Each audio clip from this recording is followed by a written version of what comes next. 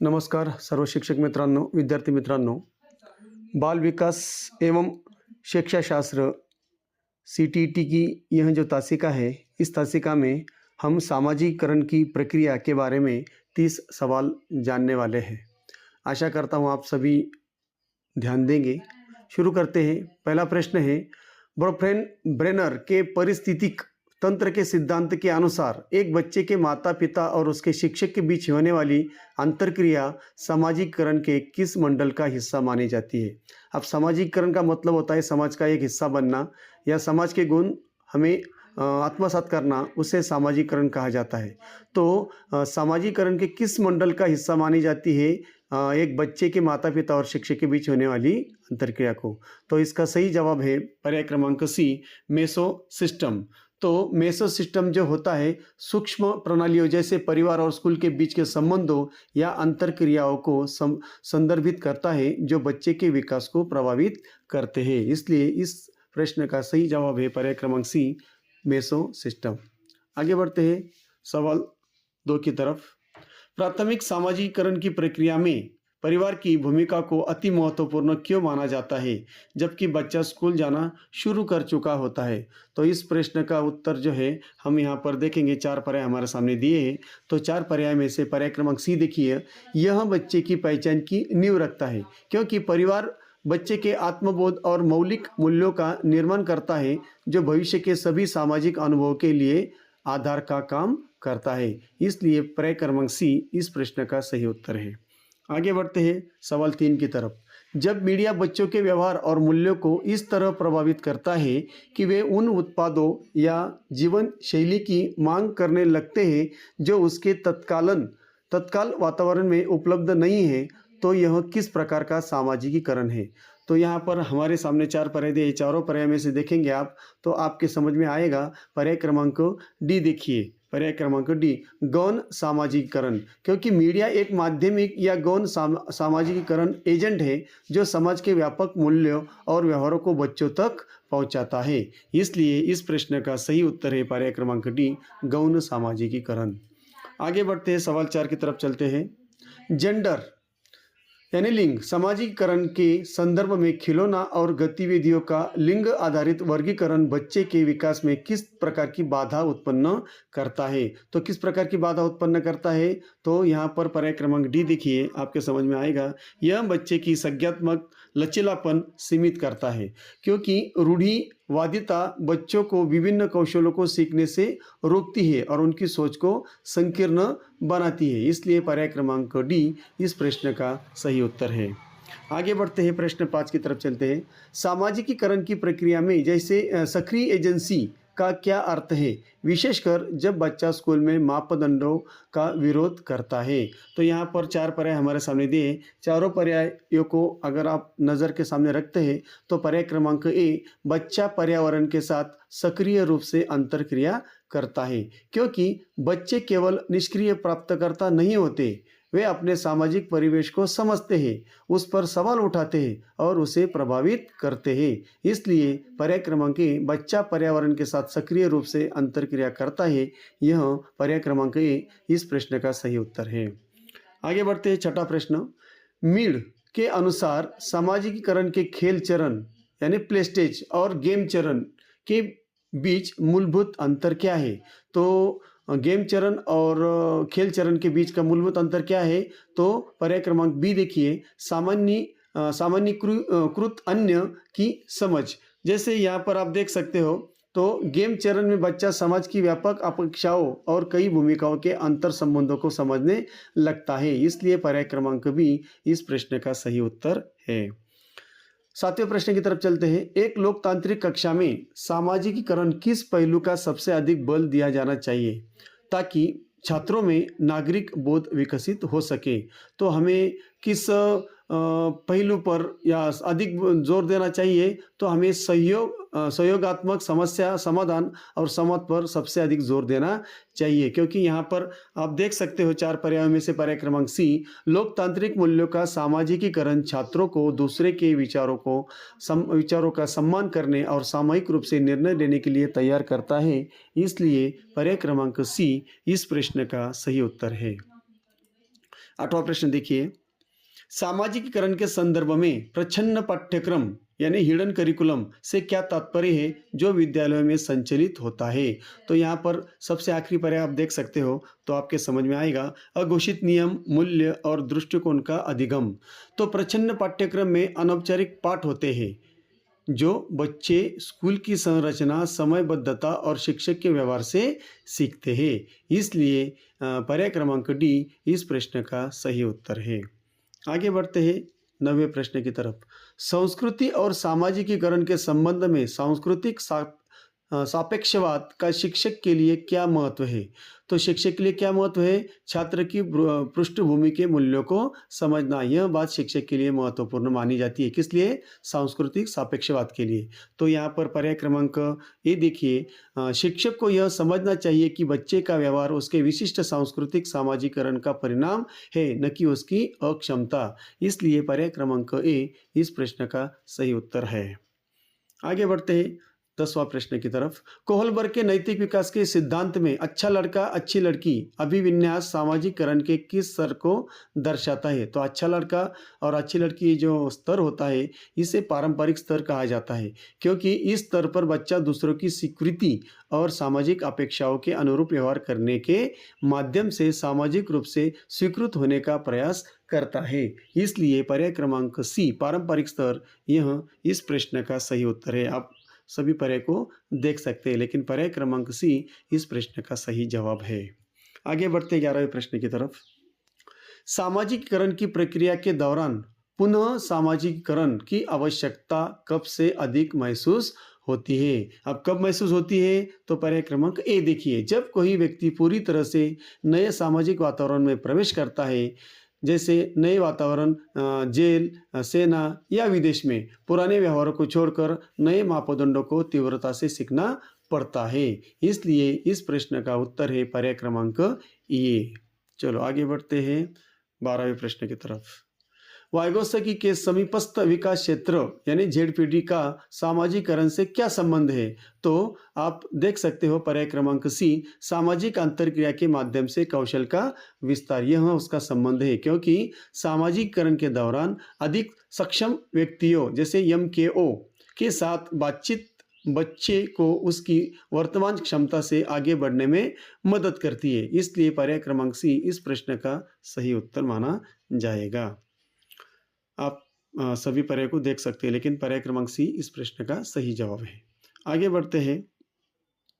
कक्षा में सामाजिक अलगाव का अनुभव करने वाले बच्चे के सामाजिकरण को सुधारने के लिए शिक्षक की सबसे प्रभावी रणनीति क्या होनी चाहिए। तो 4 पर्याय आप देख सकते हो। सबसे पहला पर्याय देखिए, ये पर्याय सहकर्मी शिक्षक और समूह गतिविधियों को बढ़ावा देना। छोटे समूहों में काम करने से बच्चों को सामाजिक कौशल अभ्यास करने और साथियों के साथ संबंध बनाने का सुरक्षित अवसर मिलता है। इसलिए पर्याय क्रमांक ए जो है, पर्याय क्रमांक ए इस प्रश्न का सही उत्तर होने वाला है। आगे बढ़ते 14वें प्रश्न की तरफ चलते हैं। पियाजे के अनुसार संज्ञात्मक विकास के किस चरण में सामाजिकरण की प्रक्रिया में सहयोग और पारस्परिकता के नियम उभरते हैं। तो किस चरण में, मूर्त संक्रियात्मक चरण में यह नियम उभरते हैं, क्योंकि इस चरण में बच्चा अहम केंद्रित सोच को छोड़कर दूसरों के दृष्टिकोण को समझना और सहयोग करना शुरू करता है। इसलिए पर्याय क्रमांक बी जो है, यहाँ पर आप देख सकते हो पर्याय क्रमांक बी इस प्रश्न का सही उत्तर है। आगे बढ़ते हैं प्रश्न 15 की तरफ। सामाजिकरण के अधिगम सिद्धांत के अनुसार बंडूरा ने किस प्रक्रिया पर सबसे अधिक जोर दिया है। बंडूरा ने सबसे अधिक अवलोकन और प्रतिरूपण पर जोर दिया है, क्योंकि बच्चे दूसरों के व्यवहार का अवलोकन करते हैं और उनके परिणामों यानी पुरस्कार या दंड को देखकर उसे अपने जीवन में उतारते हैं। इसलिए पर्याय क्रमांक बी इस प्रश्न का सही उत्तर है। आगे बढ़ते हैं सवाल 16 की तरफ। अधिकारवादी पालन पोषण शैली का बच्चे के सामाजिकरण पर क्या दीर्घकालीन प्रभाव पड़ता है? अधिकारवादी पालन पोषण शैली का क्या प्रभाव पड़ता है? तो बच्चे उनमें कम आत्मविश्वास और सामाजिक चिंता बढ़ती है, क्योंकि कठोर नियंत्रण और संवाद की कमी के कारण बच्चों में निर्णय लेने की क्षमता का, सामाजिक कौशल का विकास ठीक से नहीं हो पाता। इसलिए उनमें कम आत्मविश्वास और सामाजिक चिंता बढ़ती है। इसलिए पर्याय क्रमांक बी इस प्रश्न का सही उत्तर होने वाला है। आगे बढ़ते 17वें प्रश्न की तरफ। सामाजिकरण के संदर्भ में एथनोस्ट्रेजिज्म की भावना बच्चों के किस विकास के लिए चुनौतीपूर्ण हो सकती है? अब सबसे पहले देखिए, यहाँ पर जो है यह अन्य संस्कृतियों के प्रति पूर्वाग्रह पैदा करती है, क्योंकि अपनी संस्कृति को श्रेष्ठ मानना बच्चों को विविध दृष्टिकोणों को समझने और वैश्विक नागरिक बनाने से रोकता है। उसे ही यहाँ पर एथनोस्ट्रेजिज्म कहा जाता है। इसलिए पर्याय क्रमांक ए जो है, आप देख सकते चारों पर्याय क्रमांक ए जो है, पर्याय क्रमांक ए इस प्रश्न का सही उत्तर है। आगे बढ़ते हैं 18वें प्रश्न की तरफ। चलो, किशोरावस्था में साथी समूह सामाजिकरण का सबसे शक्तिशाली अभिकर्ता क्यों बन जाता है? क्योंकि यह स्वायत्तता और पहचान की खोज में मदद करता है। क्योंकि किशोर परिवार से अलग अपनी स्वतंत्र पहचान बनाना चाहते हैं, जिसमें साथी एक समूह एक सुरक्षात्मक और सहायक ढांचा प्रदान करते हैं। इसलिए यहाँ पर पर्याय क्रमांक ए जो है, पर्याय क्रमांक ए इस प्रश्न का सही उत्तर होने वाला है। आगे बढ़ते हैं 19वें प्रश्न की तरफ। जब एक बच्चा किसी नए स्कूल में जाकर वहाँ की परंपराओं को सीखने की कोशिश करता है ताकि वह वहाँ के समूह का हिस्सा बन सके, तो यह किसका उदाहरण है? तो यह प्रत्याशित सामाजिकरण का उदाहरण माना जाता है, क्योंकि भविष्य की किसी भूमिका या समूह की सदस्यता की तैयारी के लिए उस समूह के मापदंडों को अपनाना प्रत्याशित सामाजिकरण माना जाता है। इसलिए पर्याय क्रमांक सी इस प्रश्न का सही उत्तर है। आगे बढ़ते 20वें प्रश्न की तरफ। सांस्कृतिक पूंजी सामाजिकरण के माध्यम से शिक्षा में कैसा असमानता पैदा करती है? देखो, सांस्कृतिक पूंजी जो होती है, यह सामाजिकरण के माध्यम से शिक्षा में कैसे असमानता पैदा करती है? तो उच्च वर्ग के बच्चों की भाषा और आदतें स्कूल में अनुकूल होती है। तो यहाँ पर पर्याय क्रमांक ए जो है, इस प्रश्न का सही उत्तर होने वाला है, क्योंकि पियरे बोर्डिये के अनुसार स्कूल अक्सर मध्यम और उच्च वर्ग के सामाजिकरण को सामान्य मानते हैं, जिससे अन्य वर्गों के बच्चे पिछड़ जाते हैं। इसलिए पर्याय क्रमांक ए इस प्रश्न का सही उत्तर है। 21वां प्रश्न देखिए। एरिक्सन के सिद्धांत के अनुसार सामाजिकरण के किस चरण में बच्चा पहल बनाम अपराध बोध के संकट से गुजर जाता है?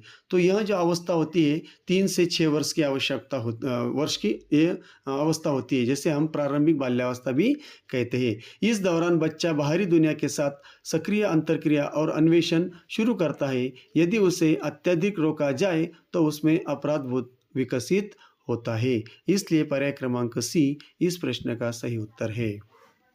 चलो आगे बढ़ते 22वें प्रश्न की तरफ। सामाजिकरण की प्रक्रिया में आत्मनियमन सेल्फ रेगुलेशन विकसित करने में प्ले यानी खेल की क्या भूमिका है?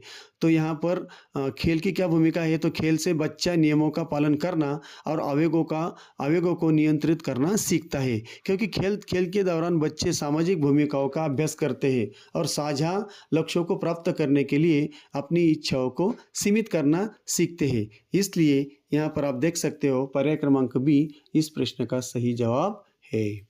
आगे बढ़ते हैं सवाल 23 की तरफ। सामाजिकरण के प्रतीकात्मक अंतरक्रियावाद के अनुसार अर्थों का निर्माण कैसे होता है? कैसे निर्माण होता है?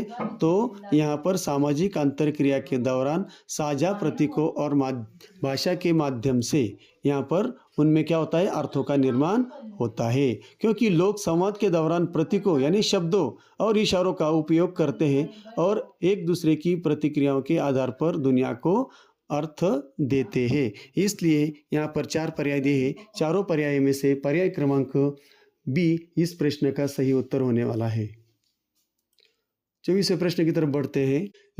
लिंग संवेदीकरण के उद्देश्य से एक शिक्षक को कक्षा में किस प्रकार की सामग्री का उपयोग करना चाहिए? तो हमें ऐसी कहानियाँ जहाँ पुरुष और महिलाएं गैर पारंपरिक भूमिकाओं में हो, ऐसे साधनों का हमें सामग्री का उपयोग करना चाहिए, क्योंकि गैर पारंपरिक भूमिकाओं जैसे महिला पायलट या पुरुष नर्स को दिखाना बच्चों की रूढ़िवादी सोच को चुनौती देता है और व्यापक सामाजिक नजरिया विकास करता है। इसलिए पर्याय क्रमांक बी इस प्रश्न का सही उत्तर है। आगे बढ़ते हैं सवाल 25 की तरफ। ब्रोफ्रेंड ब्रेनर के अनुसार समय और ऐतिहासिक घटनाओं का बच्चों के सामाजिकरण पर प्रभाव किस मंडल के तहत आता है? किस मंडल के तहत आता है? तो यहाँ आता है पर्याय क्रमांक डी। देखिए, क्रोनो सिस्टम के तहत आता है, क्योंकि क्रोनो सिस्टम जो होता है, क्रोनो सिस्टम समय के साथ होने वाले परिवर्तनों और ऐतिहासिक संदर्भों जैसे युद्ध, महामारी या तकनीक का उदय को शामिल करता है, जो विकास को प्रभावित करता है। इसलिए पर्याय क्रमांक डी इस प्रश्न का सही उत्तर है। आगे बढ़ते हैं सवाल 26 की तरफ। सामाजिकरण के संदर्भ में सामाजिक नियंत्रण का क्या अर्थ है? सोशल कंट्रोल का क्या अर्थ माना जाता है? तो सोशल कंट्रोल, सामाजिक नियंत्रण किसे कहते हैं? समाज के मापदंडों को बनाए रखने के लिए तंत्र या रणनीतियाँ, इसे ही सामाजिक नियंत्रण कहते हैं। क्योंकि सामाजिक नियंत्रण एक यह सुनिश्चित करता है कि व्यक्ति समाज की अपेक्षाओं के अनुसार व्यवहार करे, चाहे वह दंड के माध्यम से हो या पुरस्कार के माध्यम से। इसलिए सबसे आखिरी जो पर्याय है, पर्याय क्रमांक डी, जो है इस प्रश्न का सही उत्तर है। 27वें प्रश्न की तरफ बढ़ते हैं। डिजिटल सामाजिकरण का बच्चों के पारंपरिक सामाजिक कौशल पर क्या प्रभाव पड़ रहा है? तो हम देखते हैं मोबाइल जो है या ज़्यादा से ज़्यादा स्क्रीन का यूज़ करने से आमने सामने की अंतर्क्रिया और अशाब्दिक संकेतों को समझने में कमी बच्चों में आ रही है, क्योंकि स्क्रीन पर अधिक समय बिताने से बच्चे चेहरे के भावों और शरीर की भाषा को समझने के महत्वपूर्ण अवसरों को खो रहे हैं। इसलिए आप देख सकते हो पर्याय क्रमांक बी इस प्रश्न का सही उत्तर होने वाला है। आगे बढ़ते हैं 28वें प्रश्न की तरफ। क्या सामाजिकरण कभी समाप्त होने वाली प्रक्रिया है? तो यहाँ पर हमें नहीं इसका उत्तर देना पड़ेगा। सबसे आखिरी नहीं, यह जन्म से मृत्यु तक चलने वाली नियंत्रण प्रक्रिया है। जैसे जैसे हम जीवन के विभिन्न चरणों यानी विवाह, नई नौकरी, बुढ़ापा, इन अवस्थाओं में पहुँचते हैं, हमें निरंतर नई भूमिका और मापदंडों को सीखना पड़ता है। इसलिए पर्याय क्रमांक डी इस प्रश्न का सही उत्तर है। 29वां प्रश्न देखिए, सामाजिकरण में संवेगात्मक बुद्धिमत्ता का क्या महत्व है? अब संवेगात्मक बुद्धिमत्ता क्या होती है? दूसरों की भावनाओं को समझने और उनके साथ सहानुभूति रखने की क्षमता जो होती है, उसे ही संवेगात्मक बुद्धिमत्ता कहा जाता है। इसलिए पर्याय क्रमांक ए जो है, पर्याय क्रमांक ए इस प्रश्न का सही उत्तर होने वाला है, क्योंकि प्रभावी सामाजिकरण के लिए स्वयं की भावनाओं को नियंत्रित करना और दूसरे के संवेगात्मक संकेतों को समझना अनिवार्य होता है। इसलिए पर्याय क्रमांक ए इस प्रश्न का सही उत्तर होने वाला है। आखिरी प्रश्न देखिए, सामाजिकरण के संदर्भ में अहम केंद्रित भाषा के बारे में पियाजे और वाइगोत्स्की के विचारों में मुख्य अंतर क्या है? तो यहाँ पर आप देखेंगे पर्याय क्रमांक ए देखिए, पियाजे इसे अपरिपक्वता मानते हैं, लेकिन वाइगोत्स्की इसे आत्म मार्गदर्शन मानते हैं। वाइगोत्स्की के अनुसार बच्चा खुद से बात करके अपने कार्यों को निर्देशित करता है, जिसे हम प्राइवेट स्पीच भी कहा जाता है, जो सामाजिकरण का एक उच्च रूप माना जाता है। इसलिए पर्याय क्रमांक ए जो है इस प्रश्न का सही उत्तर है। आशा करता हूँ 30 प्रश्न आपके समझ में आए होंगे। अगर आए हैं तो चैनल को सब्सक्राइब कीजिए, वीडियो को लाइक कीजिए, कमेंट्स कीजिए, ताकि आने वाले सभी वीडियो CTET के हो या TET के हो आप तक आसानी से पहुँच सके। तो फिर मिलेंगे नई तासिका के साथ। रुकता हूँ। जय हिंद, जय महाराष्ट्र।